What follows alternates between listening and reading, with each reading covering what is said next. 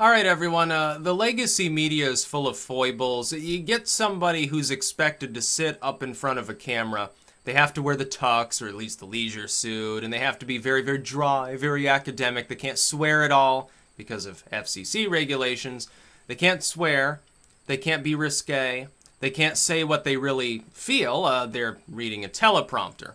And so when you catch them off script, usually they're losing their marbles in some way or another.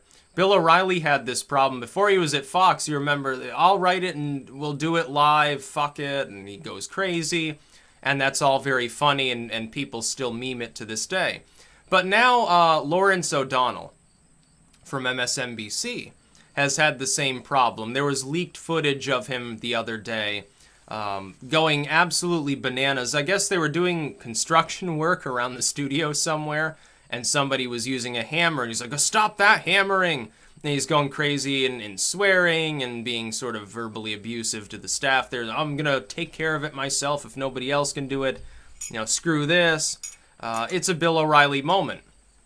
If you go on Twitter, which tends to be left-leaning, all things considered, you find a lot of people defending him saying, oh, well, you shouldn't be outraged at this, you should be outraged at Trump or something under the sun. Like, the two are comparable. Like, you can't be, like, satirize anything under the sun. You have to be partisan like they are. You have to be small-minded. No, I think, Lawrence O'Donnell, you're not going to be able to stop the hammering. The hammering will continue. The real hammering is the legacy media is getting hammered because people are cutting the cable. They don't trust you. MSNBC, at this point, being the top-rated network, is that really bragging rights? Does that really mean fucking anything? There are plenty of YouTubers who pull in way, way more viewership and use a lot more of people's time than any of the top-rated slots on these cable networks. There are individuals like PewDiePie. Do you think at this point that he gets more millions of views in a day than most of these pundits do? I don't think there's a single one on any cable network that gets more than he does. And that's just one person. YouTube's basically the biggest news network on the planet at this point. You've got so many people that do social and political commentary and analysis, as well as first-hand journalism in many cases, you know, which can boil down to somebody who nobody knew anything about before, took out their smartphone and, you know, got footage that was extremely important. Then the legacy media actually, they go and they suck them off. They say, oh, please let us use this footage in our news report. Here's $1,000. Please let us license this footage. Woo. I had, not long ago, I won't use names. I won't use any proper names here. I had somebody who wanted to use like a copy of one of my books as a movie prop or something. We're beginning to bleed out into aspects of even legacy entertainment news on a regular basis. I can't even imagine how many of these pundits contact, you know, somebody like Molyneux or a Crowder on a regular basis. Can't even imagine. I can't even imagine when they open their inbox what it looks like. So the legacy media is dying. And Lawrence O'Donnell he flipped out. And on the one hand, I can say, well, this is how he really feels about the situation. Like, on camera, these pundits are totally different people. You realize you get the squeaky clean, kind of Bible-thumpy pundit, or you get the slicked back, very professionalistic pundit, or you get the kind of funny, totally benevolent pundit who, you know, cracks harmless jokes or something like that. These people, that's just on-air acting. It's Shakespearean in nature, totally different. I can tell you, if I'm recording a video, if I'm sitting here in front of the webcam setup, and I fuck up, which happens occasionally, most of the time I can do it in one take and it's not a problem. But occasionally something gets fucked up. There's some noise in the background that distracts me and I lose my train of thought. A fly is buzzing around my head and annoying me, and I don't want to look like Hillary Clinton at the debates, so I decide to do another take.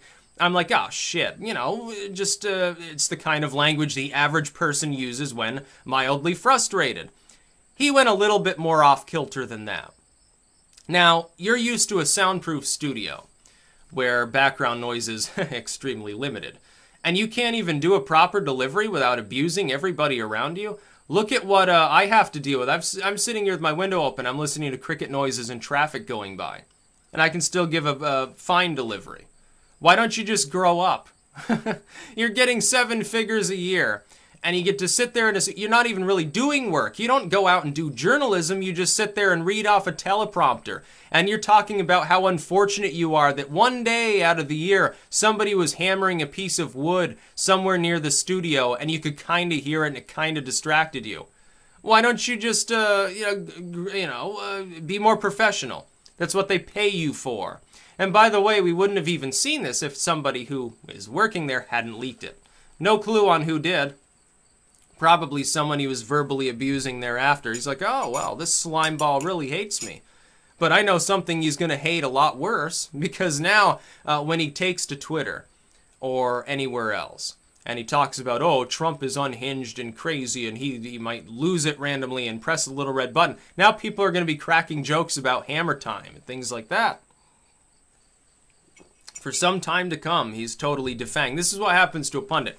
When there's squeaky clean image, because of leaked footage or allegations, O'Reilly style or whatever, when those come out, they get defanged. They're no longer nearly as effective in attacking as they wish that they were. They want to be relevant. They also want to be social media relevant.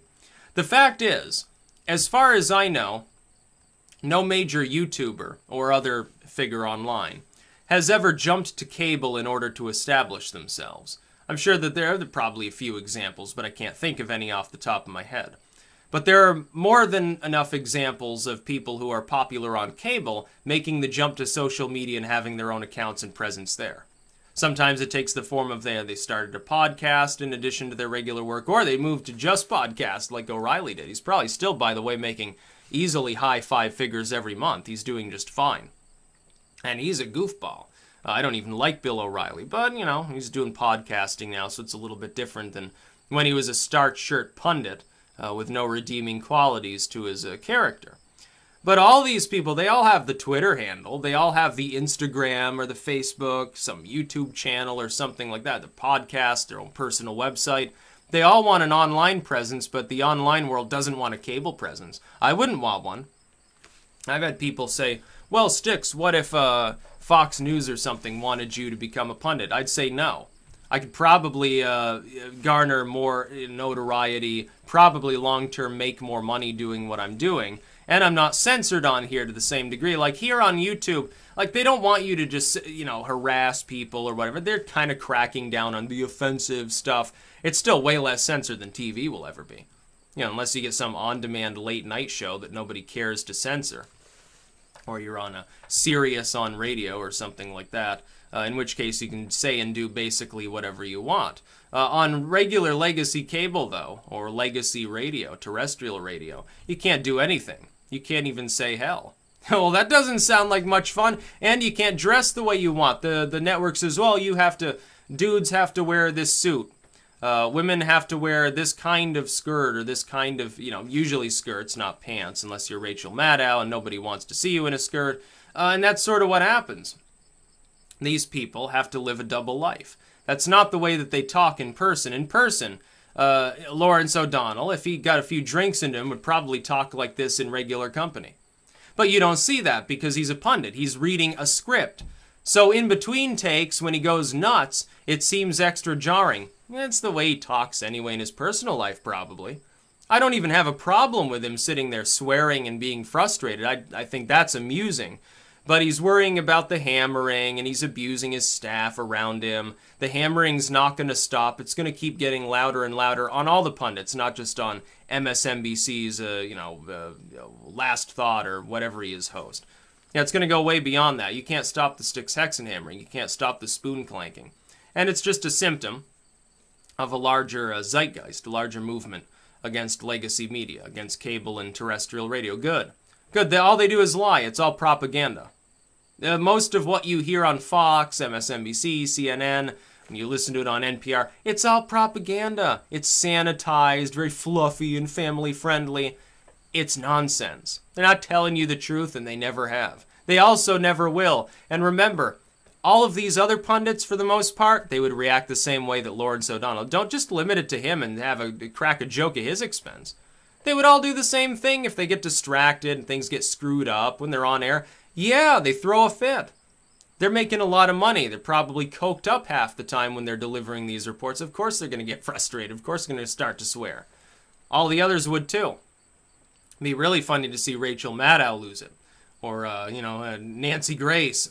But she loses it on air. She doesn't have to wait till the cameras aren't rolling, supposedly, anymore and have the footage leak. She goes crazy on air against her guests. Remember the Zimmerman Trayvon stuff? When she said, when she went crazy, she attacked one of the guests for suggesting marijuana was in Trayvon's system. And then a few months later, like after the trial, she was doing like full-scale report on how marijuana caused crime and violence. So it's really surreal. It's like, pick a position and stick with it instead of reading your friggin' script all day. These people, they can't debate either. They're not used to unscripted long form. They're not used to having to deal directly with... They've got staffers to deal with anyone that criticizes them. Usually their answer is, I'll block this person. I don't have to see the critics. Only adoring fans, the small and dwindling number of them. That's what they're used to. They get paid a lot to do it, too. I wouldn't want to move to cable. Yeah, so I can sit there and censor myself all day. What fun. Yeah, I get paid a lot of money. Yeah, after 2 years, I'd probably quit. I'd just save all that money. I'd say, okay, can I call in from Skype while I'm doing this reporting? Because I don't want to have to move to New York City or Los Angeles or London or something. It'd be so dumb you'd end up paying all that salary. Why do you think they have to pay him so much? They all live in some penthouse somewhere. They consider it low rent if they only pay $500,000 a year. That's about all. Peace out.